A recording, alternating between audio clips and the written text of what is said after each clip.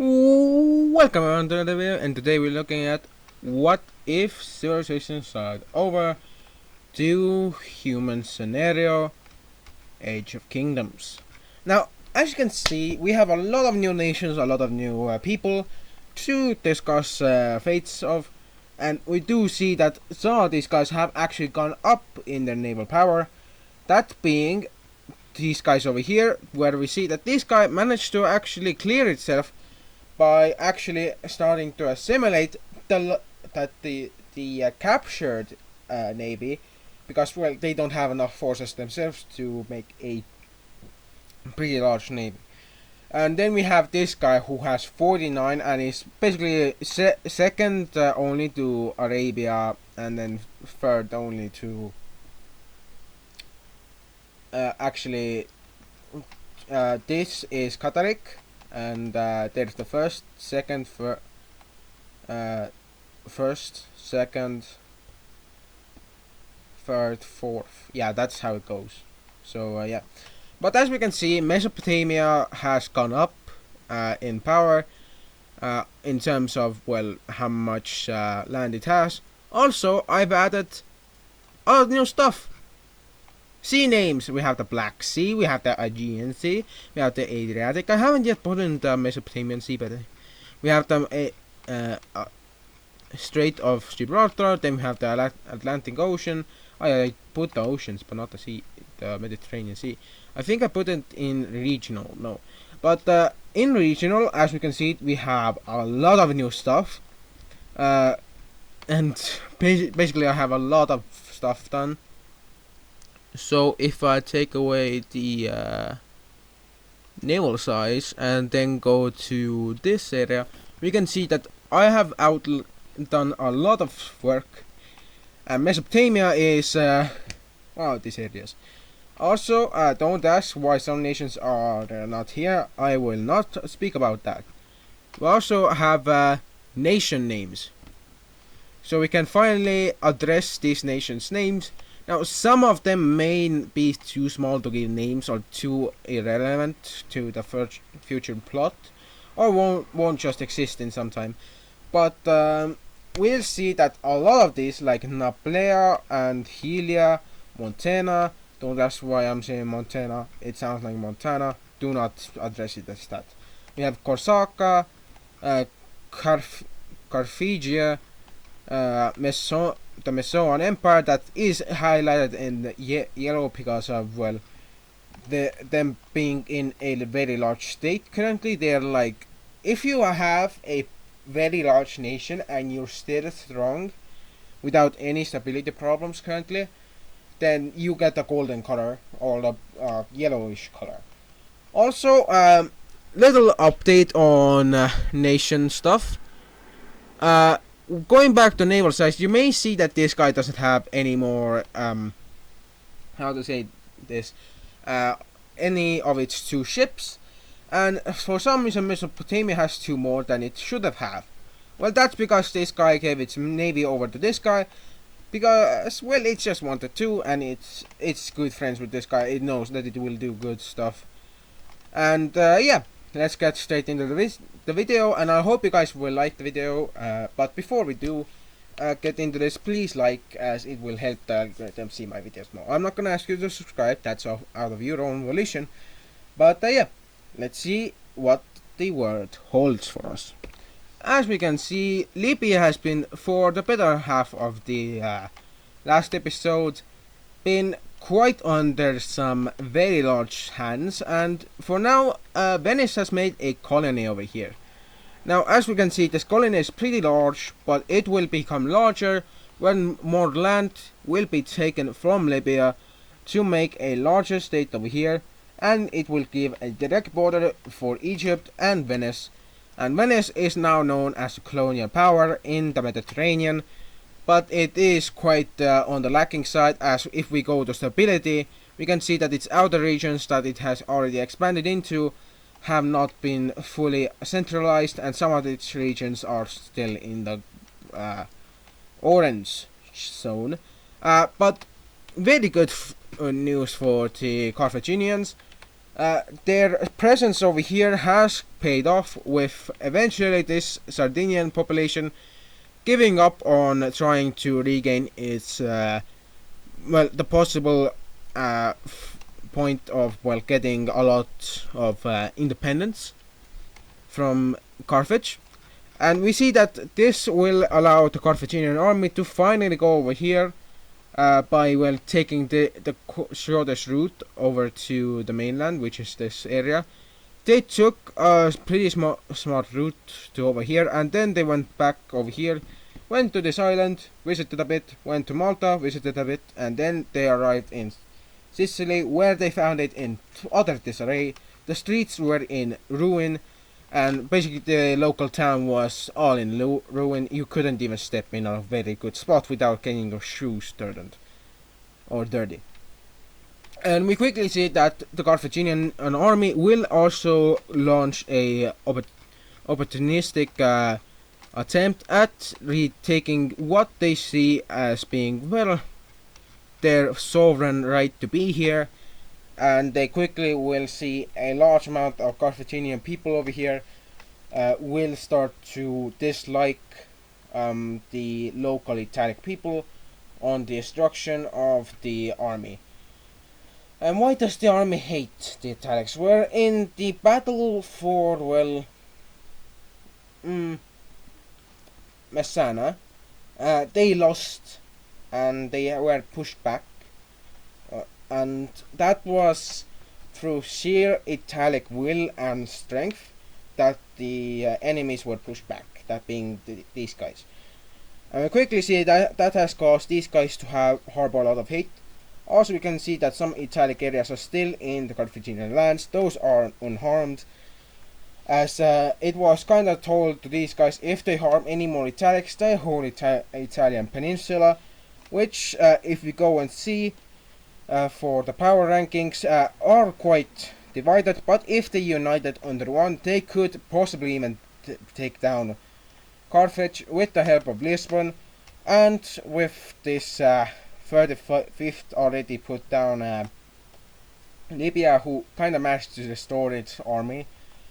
They kind of just found it very hard to restore it, but they eventually managed to. We see that if Italy was helped by Libya, Egypt, or any other nation, in fact, maybe two more nations, they could possibly even take down Carthage, but alone they could not, and in even a very good position like these guys are over here, they couldn't really do much. But with these guys' help, the first could become the second strongest and do a lot. But fortunately for Carthage, these guys hate this guy and this guy and this guy. This guy hates this guy and this guy. This guy hates everyone around them except for these two. These guys are friendly to them, and same with these two, but they don't have a direct border for some reason. These two kind of have the same story for Athens and Sparta. Speaking of them, we will see something happen today in that area generally. And if we look at the naval stuff, we could very much see that Carthage is outnumbered by the sheer size of the Italian naval forces, and most of their navy is like made up of Venetians if they were to make a large navy, a unified navy that is. But we quickly see that after a long time of holding off their second army's making, we will see a second army will come into existence with the help of the first army, creating the second army, who will quickly take control of the area around here and help bring down the rebellions over here. Quickly it moves down the coast, trying to take down anything else until it's redeployed to another front, as it's redeployed to the Venetian front line, as we see that Venetian raiding groups have arrived to harass this town, and once the Carthaginians arrive, these guys just run around and just get pummeled, the Venetian raiders that is. And Venice is very much not liking this, and they are like, yo, we were liking you before, but now we don't like you. And Carthage is like, try anything and we will invade you. And perfectly working strategy of threaten people that threaten to invade you goes quite well for Carthage this time, but next time it might not go so well. We quickly see that the army is again redeployed, but this time to a different front, as we see that they are deployed to this area. Quickly, in a very large shock of fate, another army will somehow come into existence. This time being a bit different in who is in charge of it, but we quickly see that this army over here will be a bit stronger than it seems, and it will be formed over here. But I'm gonna have to kind of change the colors of these guys now because well, it looks a bit better, to be honest. But we see, due to this third army being here and it being a bit larger, these guys quickly gained the motto of being the strongest in any case. And we quickly see that this goes well for them, as once they send their army over here to check out the Moroccans, they find out that the Moroccans have not been paying any tributes to them, which they find out to be very bad. And then they just go on and raid the hell out of them, quickly seeing as these guys are being invaded. The Moroccans kind of abandoned their homes, and the villages over here are still there, but the people abandoned their homes and they are now scattered. But most of them make a new nation down south that quickly becomes Western Sahara. We also see that over here a retaking of these lands has been sent out, and with the assistance of a new army over here, the areas will not be able to give up on the empire and will be able to be held together.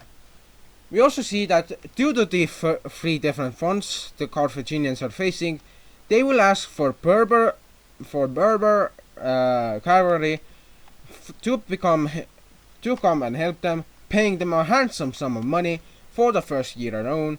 And in the following war, we will see a Carthaginian force, or well, this war was after the Athenian Spartan thing, and we'll see what that will be. But we see that after a long time of being over here and stabilizing the region, the army will set up a garrison and then leave. And after leaving, they will travel along the coastline until they finally reach these areas over here, where they get over to this town and quickly sail off it, going to this island to pick up more people and more supplies, and then they go over here. We quickly see that this army will set itself upon the Syracusan border, and if we look at these guys' the nation's name, we will see what they are actually called, and it's Caesarea, and Caesarea is going to be invaded.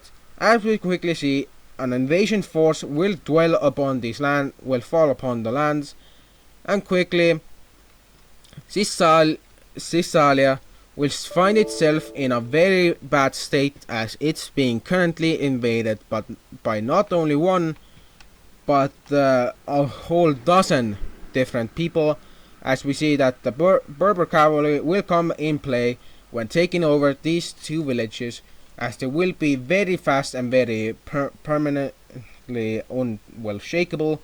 And we'll quickly see that after Caesarea fully falls, most of it falls, a descending force of around 1,000 will fall upon the capital, and they will siege it for quite a while. And once the kingdom of southern Italy finds out about this, they will demand that Carthage gives up on their conquest over here and leaves Caesarea, but they are threatened with war, seeing as there are two large armies over here, and seeing this, they are wanting to stop this, and the only thing they can do is save the people by naval, by navally just evacuating them. They evacuate them as much as possible through the state of Sicily. I don't know what this strait's real name is. I'm just gonna say it's the Strait of Sicily. That's what it's gonna be called now. And we quickly see that they will bring these people over to this port town, and they will free them. And these people will quickly take up arms, and will help these guys become a very large and strong country. But to no avail, as we see that the Sicilians will fall to the Carthaginian might.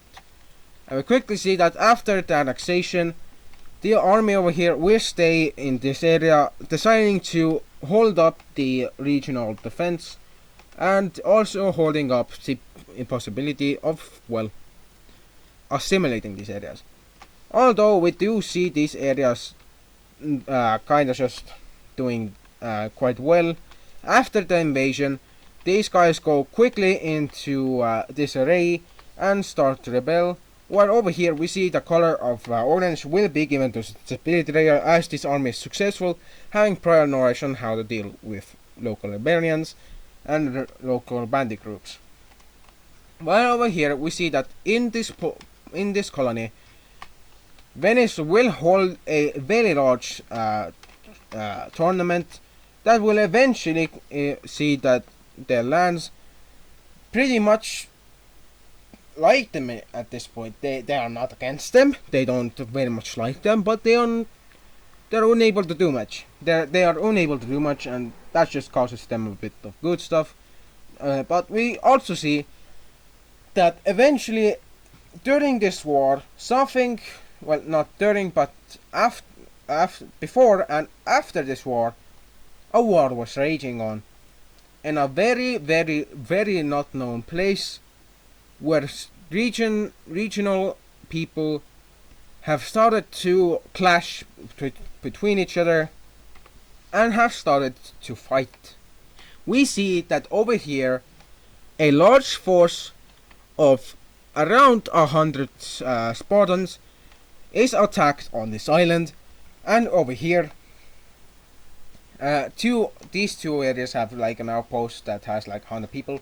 And these attacks are made by local militia groups that have decided to basically fight these Spartans and start a war. Now, Athens was not even near ready for this war, as they needed preparation for the navy to get stronger, train, and get ready. But the Spartans were already, well, basically ready from the start. They were at it and they were ready. And quickly we see that this war will start with the invasion over here. That starts the coalition against Sparta, and we'll also see a large amount of Athenian lands fall over. In doing so, they had to convince this guy to let them through, but due to them not allowing that, an invasion was ordered, and after the capital was taken and these areas were taken over, this area was firmly annexed into the Spartan country, and we quickly see that thanks to these areas being invaded, they are managing a very large attack on this town, managing to siege it by cutting off its supplies. Over here we see that a further invasion of these areas will also bring them closer to taking over these areas, which, to be honest, they are, well, how do I say this? Targeting, because in the coalition is this green country, and the coalition against Sparta is known as the Athenian coalition. That makes up of, well, basically Cyprus, who is afraid of Spartan rule over their islands over here, Crete, who doesn't want any Spartan influence, Athens over here, and the Athenian ally over here. This guy decided to hold out, but this guy hold out from this war, and this guy over here was like, okay, we maybe are part of this, but we're not sure. Thrace was also part of the coalition, but they joined a bit late, and they won't really be very known to be a part of this. But records of them being in the coalition are found eventually. But we see that after this green country falls, a large amount of Spartan troops were being hauled out around over here, where we see that after trying to unsuccessfully take over the capital and reach it in time, the Spartan forces will use a local great general from the Venetian lands to do a small bit of trolling, as they say, and that is by kind of just somehow landing troops over here. Now Athens is like, what?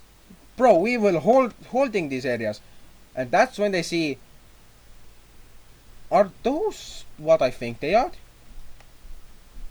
And yes, they are. Athens sees Venetian boats in this area, and with the help of Venetian troops and supplies, we see that this town over here falls, and the nation that was once over here, that also had this area, will fall. Well, its capital will fall, and after a brutal fight over here for this village, we see that the entire island will be taken, and after a few more island hopping campaigns, we see that these islands over here are what are left of the Athenian forces, and we quickly see that Athens sees a lot of its lands being very much oppressed, and the people aren't liking it. They're very much against it, but they cannot do anything. Eventually, we also see Spartan troops manage to land over here, despite the relatively strong and small Cretan navy, who did not manage to see this island be taken, and then this area also, which allowed for the Spartan forces to push out into this area and land troops over here, which eventually caused this area to fall over. And once these areas were taken, a buffer zone was created between them and the Cretan navy. But in what is known as the Battle for the Aegean Sea, a large amount of ships were gathered over here, where the Spartans had taken over this island, and a battle for Athens, in the terms of naval or power, will be happening, even as the naval forces of Athens will be having a large struggle. As we see, yes, they have more ships, but after taking over this, and kind of capturing a few of these ships and getting help from Venice, the Spartan navy is a lot basically on the same size or range of the Athens navy, but with the help of Athenian allies, especially the Thracian allies, who at this point saw the possibility of the Spartans taking over all of Greece as being too bad, as if the Spartans allied with the Ismenians or Thessalonians, they could be invaded, and they didn't want that, as they would be outnumbered by the sheer number of forces.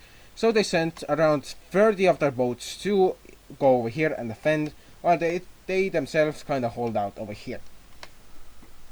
Quickly we see, due to the large arrival of many naval ships, and even help from, you know who, we see that the battle for the island, for Athens, will be a huge Athenian victory.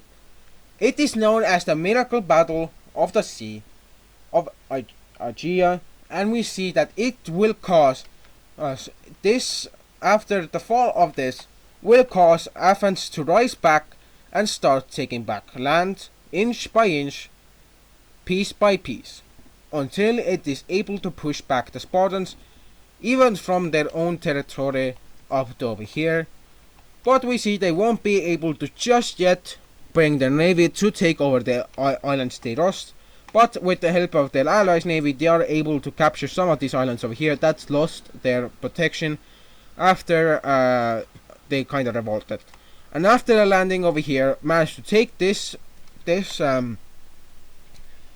village over here. We see another landing causing the fall of the town over here, and bringing the town over here one step closer to being taken over.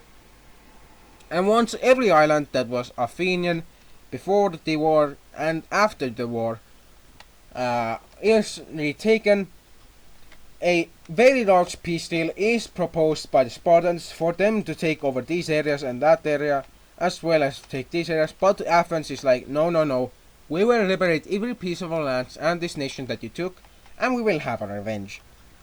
But this might have been a bit of a bad choice for them, as Thrace at this point was getting a lot of side eyes from the surrounding people, from the Thessalonican Empire, the Ismerian Empire, and the nation of Constantica, and they were also getting a bit of a view from these guys who were trading with them, and these guys were like, yo, why is half of your navy over here fighting a war that you're not a part of? And after thinking about it, the Thracians pulled back their navy, downsizing these guys from around 100 to, well, more than 100 to basically half. And after all of this, we see that a large part of the Spartan navy that fell will be able to research and recapture these zones on the coast over here, having naval superiority in this area. As we see that the Athenian navy won't be able to capture these areas because of the strength and sheer size of the defending forces over here, they will be able to successfully launch an operation to cut off their supplies to this area, and it will cause the fall of these troops over here. Although they won't be captured or killed in battle, they will be pulled back. And we quickly see that with the capture of actual Spartan territory, the people of Athens are basically ready to fight. And we quickly see after this island over here is taken by surprise, it is used as a launching board to invade these areas. But since they are stopped around the north of this town over here, they will push towards the west, where we see that a puppet government have been placed in over here, and with the help of, well, Athenian troops who managed to come in and help them, we quickly see that a rebellion force of around a few hundred managed to rebel against the puppet regime, and had also managed to make a few gains of Spartan territory. And seeing the bad state of the Spartans, Venice kinda cut its losses and said, okay, you kinda overdebt to us, so we're just gonna take these lands over here, because you are dead to us, because you kinda took a loan out of us. And that was kinda unexpected, and people were like, yo, this is not cool. But it was coming in any way, and also this island was taken in an attempt to kind of just assert dominance around this area. And after Sparta saw itself kind of falling in these areas, it decided that it was no better time to use as many of its forces in a counterattack up north and over here to save itself and its lands. Also trying to take this back was kind of successful until they were kind of pushed back, and then they pushed back again, and it was kind of a big back and forth. But eventually this island resulted in a stalemate, with an Athenian hold on the island being a bit larger. We also see that after all of this, the forces over here made a surprise attack that cut off the supplies over here and forced these guys to pull back. Although the forces were cut off from each other thanks to Spartan territory being nearby, these guys weren't encircled, and after taking half of this country, Sparta would give up its control of these regions, seeking to, well, just kind of cut the losses over here. They did manage to kind of hold on to these regions over here, but we see that due to this war, they were also unable to, well, due to the premature back out of the you know who, we see that Spartan forces will not be able to retake some of the lands, some of the islands that they lost that were closer to them, and even one of their own areas over here. And we quickly see that this causes them a lot of pain, but they're able to push back a bit. And when these two countries and their surrounding friends are tired of this war and are on the base of ending it, the news of the siege and fall of these guys reached Sparta, and they were like, yo, if these guys over here are already doing this, and these guys are stronger than us with a larger navy, I don't see how we're gonna win. And in the peace deal of I don't know what to call it. Zakynthos, because I've just found out the local town thing name over here. In the Treaty of Zakynthos, we see that Carthage, well, not Carthage, but Athens will gain back some of its territories along the sea over here, but it will have to give up its lands over here to Sparta, as we see that Sparta was able to take over these areas and regions, kind of making them a bit different.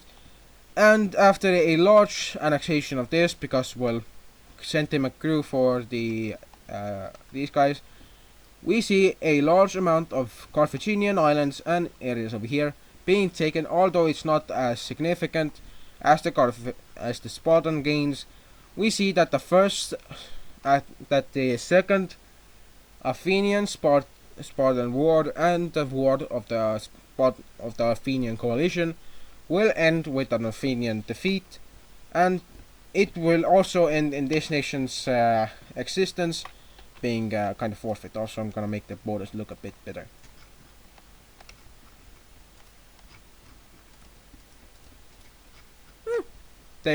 These look good. Yeah, I like this. Kind of wavy, but I don't care. But as we can see, these areas have finally changed a bit, and the Spartan CS did kinda do a lot, but due to the very absurd... Oh, I forgot these guys have the name out too. Well, I'm just gonna say that these two ships were transferred to a bit of a different people. But I'm gonna show you what happened to the naval forces. And as we can see, a lot has happened in this war. And quickly we'll just go over the losses of the coalition and then the Spartan things. So we see that Cyprus loses one ship in the battle for Athens. Over here, Crete lost 2 in the initial phases of this operation of Sparta over here, but in the battle they lost another 3, taking them down to 10. Over here we see that these guys had 61 ships before, with one of their friends over here also coming to help them, but they only sent 5 ships, of which they lost, well, all 5 of, and they had to pull back naval forces from that region. And they actually sent 10, but they lost half from that. Over here, before this war there were 71. Now we see that around 13 ships of Athenian descent were destroyed in the battle. And over here we see that Sparta will lose a large part of its navy. It had before 38 ships, now having to fall down by 17 other ships. And that was their only win in terms of the Battle of Athens. They lost less than the coalition, but it was still a coalition win because they forced the Spartan navy back. And this battle would also come into very large a very large scope of things. But now going over to another place, we see that the southern Italian kingdom is about to receive 14 new ships from these areas of Caesarea that managed to declare themselves well as a free nation that didn't want to abide by these guys and didn't want to be assimilated. So they took 14 of the 15 ships They actually took all 15, but one was sunk before they could sail it out. The people on it were killed. So yeah, well, crucified, but yeah. And we quickly see that in the resulting battle,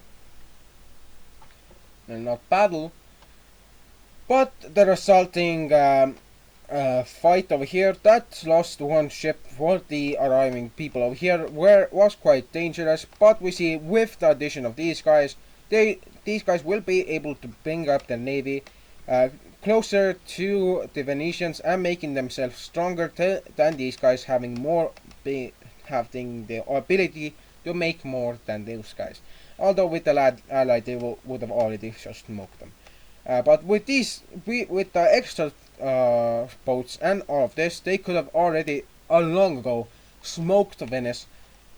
But as we're going to see, somebody's making 5 more ships from its ability to make 31, and it will have a navy of 20 for the reason that it wants to gain a bit of the non-existent gap back between these guys, because they didn't have a gap before. Now they have.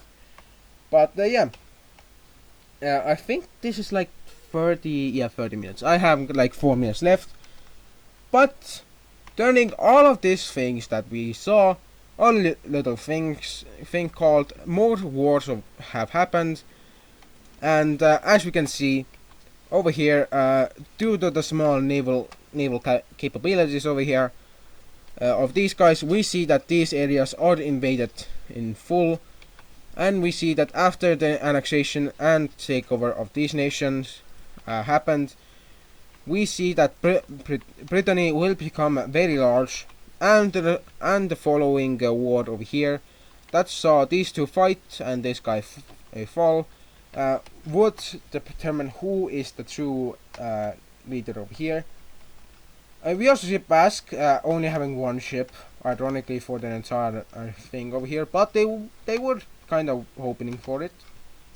But with the addition of naval craft, we will finally see people will start to see weird things on the horizon that will eventually bring them over to a very, very weird spot over here. And it will be England. The discovery of England will start with a few hundred people going over here and checking out what things are going on. And these are Neanderthals, by the way, who are over here. But all this time that they were doing that, a large amount of people were already over here, diversifying themselves.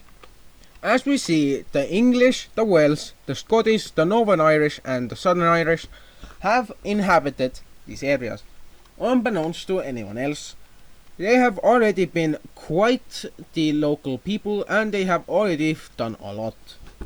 As we see that many of these people have made new nations and taken over these areas. Now, as we can see, there are a lot of new nations that have very much been explored by these guys over here. And we also see that all of this area has been explored, but there is still a large part that has people but isn't being explored, which is this part, which will be explored, but I don't know when this area will be explored. Like, it's so and so. But I'm really much hoping that Ireland will do something, because to be honest, it's in a very good position to become a trading port, because if you look at its strategic location, it's basically in the middle of going from one point to another. You just have to like bum, bum, boop, blip, and then go all the way over here, and da. You're like over there. With that's like 1, 2, 3, 4, and that's the 4th stop, and then you have one more, and that's all. That's all. And all of these nations are not without any new nations in the central parts of these areas. As we see over here, a new nation will come into existence. Now this nation will be a lot different and will be quite the large nation, as it will be very, very very different in how it operates, and it will be a Finnish country. Of course, it has Finnish blood, but as we will see, it has only a part of its areas being Finnish, and the rest are Swedish. And it being mostly a Swedish people's country, we see that a lot of these Swedish guys are sent out to a new area, and the local people are the local Finnish people are made not they're not Finnish, they're Estonian, but we see that the local Finno-Estonian people are going to be brought in to take control of these areas, and even some areas that even aren't there are brought in to be taken control of. And we quickly see that this nation is regarded as quite a nuisance for Estonia, who is currently dealing with a kind of problem with these guys kind of threatening to do some stuff over here. Also, they managed to liberate these areas over here.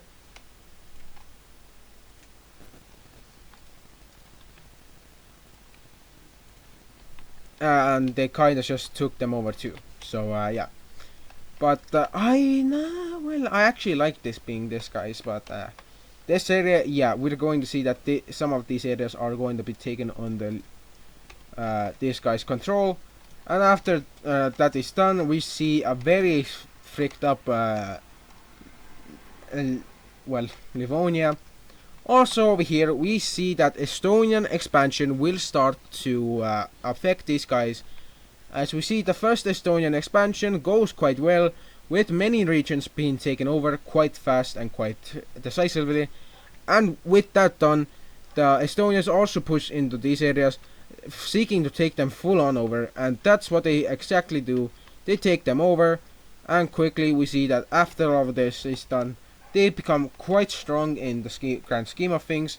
And over here, after a swift invasion by them, we see that this nation called Narv will have to give up its lands over here that are more strategic than you even think, as these give the Estonians a border with the Vanyans, and also make sure that these guys don't get too strong in the future, even though they're of the same race. Quickly we see that this guy will actually mend its relations by giving a lot of gifts to the Vanyans, and will become another part of the Union, which kind of goes against the Estonians' wishes, but who cares at this point, the Estonians are being asses. And we quickly see that after all of that, another few nations will come into existence in over here, and one will very much be a cross-Sikh nation, because they have a cross in them. Cross. I don't know how the Finns have like this cool of the thing over here, but we quickly see that after another nation forms, a large amount of people over here of Vanyan descent descend upon the local people and are like, yo, I bet you guys would really much want the nation right now. We do. And they do send some of their people over here to see what's going on, the main Vanyan people. But by the time they get over here, everything's a bit messy, as we see this weird Karelian people just pop out of nowhere. This is a nation, by the way. And it's basically one of the more northern ones. But from it, we quickly see a large amount of the land over here quickly is given over to them by this guy to expand their great reach. And due to this large expansion over here, we see that these guys become very, very strong and very, very developed. In addition to that, we see parts over here of the Karelian nation being also gifted over, which kinda hurts the Karelian people's morale, as they see themselves being mostly slaves. That's what they think of themselves. But the Vanyans, with this new land, order their northern people to start expansion into these areas, and we quickly see that the expansion will go successfully, as many regions over here are taken over. Also, we finally get to speak about these guys again. Yay. But with these areas being taken over and the Vanyans a bit larger, we see that they will ask the people of their lands to unify into one nation if they should please, and most of them will say no, except for the New Karenin lands that are mostly like hyper nationalistic. But it will be heeded as a good sign because having too many people in one nation that are either the same or different will be kind of different. But we quickly see that North will change their decision, and as for these areas to be like these eastern areas to be taken by the main lands over here, and it is seen as the greatest gift an Estonia could give, and that's their own land and their own people. And these guys are quickly regarded as true Estonians, and these guys are called the Devil Estonians. And quickly after this, we see this video ends. Thank you guys for watching. It has been a great journey through this video. I hope you guys liked the video quite well, as I had a very good time enjoying making it and enjoying making the new English nations. We'll definitely watch those guys getting bigger. We'll definitely see a lot of new Neanderthal nations, and we will see that the Age of Kingdoms will give birth to the era of Neanderthalian nations, which will be an era of around 100 years, where a lot of nations will appear in the central and western and eastern parts of Europe, and even some in the northern parts, which are, to me, regarding Denmark, Estonia, Latvia, and Lithuania, and Königsberg, and these areas. But we quickly see that I'm running out of time for this video, so I'm gonna see you guys next time. Please remember to hit that like button, that is the rock, and well, not hit it, but throw it against the subscribe button, that is the like button. And I'm gonna see you guys next video. Let's see each other when the time arrives.